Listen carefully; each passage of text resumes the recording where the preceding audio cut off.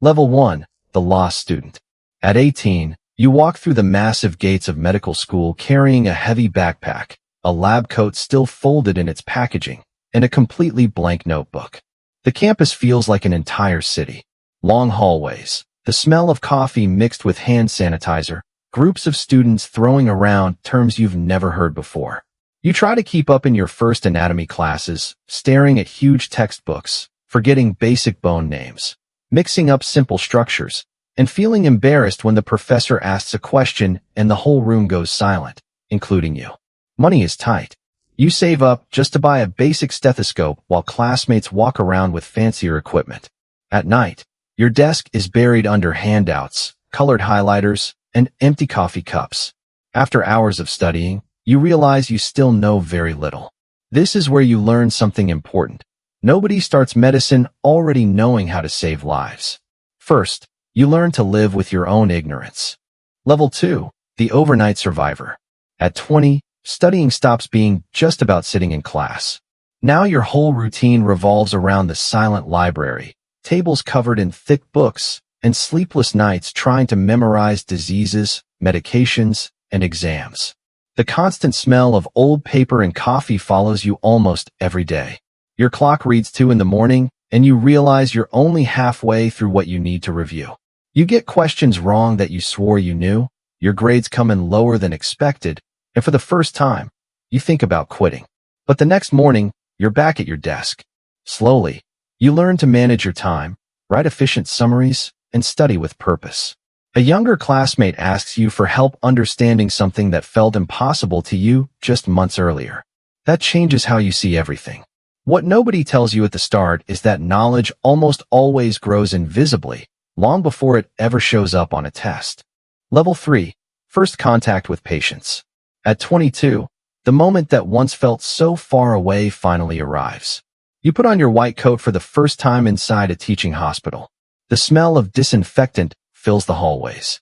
Gurneys rush by, monitors beep in the background, and staff move at a brisk pace. You hold a patient chart with slightly shaking hands as you step into a patient's room. Your voice comes out quiet. You forget part of your questions, and you realize that talking to a real person is nothing like answering questions in a textbook. An elderly man smiles and answers patiently, even though he can tell you're nervous. For the first time, you understand that medicine doesn't start with diagnoses. It starts with listening to someone. When you leave that room, you feel like you learned more in 20 minutes than in weeks of theory. But you also realize how far you still have to go to truly earn someone's trust. Level 4. The Tireless Intern. At 24, the hospital basically becomes your second home. You arrive before sunrise and often leave after dark. Your coat pocket is always stuffed with pens, crumpled notes, medical tape, and a worn notepad. You learn to draw blood, assist in surgeries, read test results, and watch experienced doctors make tough calls in seconds. This is where the difference between looking smart and actually being competent starts to show. Some classmates memorize answers just to impress professors. You start paying attention to the quiet details instead. How a doctor reassures a worried family, how they double-check a test result before signing off, how they admit when they need help. For the first time, you understand that competence also means recognizing your own limits. But soon a new challenge appears. Exhaustion starts testing not just your memory, but your character. Level 5. The Resident Under Pressure.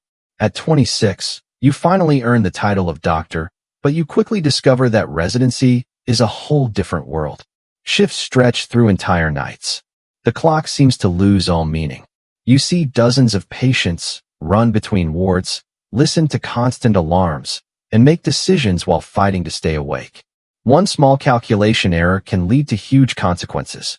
Your coffee goes cold on the desk because there's almost never time to finish a meal.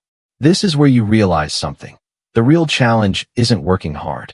It's continuing to make good decisions when your body has already given out. A senior supervisor corrects a small detail that prevents a serious complication. That correction completely changes how you think about responsibility. And if you've made it this far, you already know the next levels won't depend on intelligence alone. They'll depend on consistency. Level 6. The Respected Specialist. At 30, after years of residency, courses, conferences, and countless hours in hospitals, you finally master a specialty. Your practice starts getting referrals from other doctors. Your name starts circulating among professionals in the region. But something shifts deep inside you. Before, your focus was on getting the right answers. Now, your responsibility is asking the right questions. You start noticing patterns that used to go unnoticed. A barely visible detail on a test, a small behavior during a consultation, a seemingly ordinary symptom. It all takes on new meaning. For the first time, you understand that experience doesn't erase doubt. It just makes your doubts a lot sharper. While some people only see success, you know that every decision carries far more weight than any recognition. Level 7. The Regional Authority. At 35, people travel from other cities just to see you. Younger doctors ask for your guidance. Hospitals invite you to weigh in on complex cases. Conferences send you speaking invitations.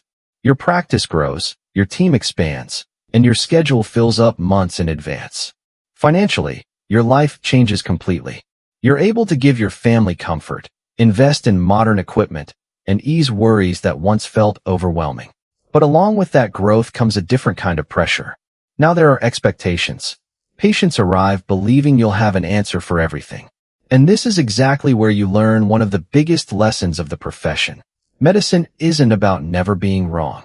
It's about minimizing the chance of error through constant study, humility, and teamwork.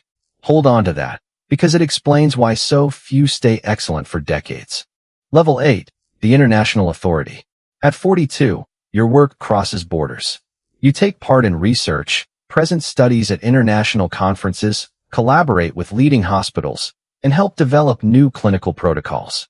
Your practice keeps running, but now it shares space with labs, conference rooms, and multidisciplinary teams. Your time becomes far more valuable, but every decision carries even more weight. You realize that leading doesn't mean knowing everything. It means bringing together people capable of finding better answers than any one person could alone. What nobody sees are the nights spent reviewing scientific papers, preparing presentations, and studying incredibly complex cases. The top looks impressive from the outside. From the inside, it demands constant discipline, ongoing learning, and the courage to admit that medicine never stops evolving. Level 9. The mentor who trains the next generation. At 55, you walk into a teaching hospital again. The smell of alcohol, the busy hallways, and students in brand new white coats remind you exactly of your own first day. A young student holds a chart with trembling hands, asks nervous questions, and tries to hide how anxious they are. You smile quietly because you recognize that look instantly. It's the same look you had decades ago. Your hands now carry the marks of thousands of procedures, sleepless nights, and countless hard decisions. Your knowledge wasn't born from one brilliant moment, but from the sum of small wins, big mistakes, endless studying, and patience who taught you as much as any textbook. You watch the student walk into their first hospital room and realize that a doctor's true legacy was never